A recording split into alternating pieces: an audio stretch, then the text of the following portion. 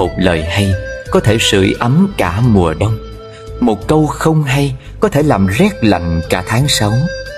Bạn sẽ không biết được một lời buột miệng lúc nóng giận của mình có thể tổn thương người khác như thế nào, kể cả đó là những người thân thiết nhất. Càng trưởng thành, càng phải học được cách bao dung, học được cách khống chế cảm xúc. Đừng để những xúc động nhất thời khiến bạn vụt mất người bạn yêu thương nhất.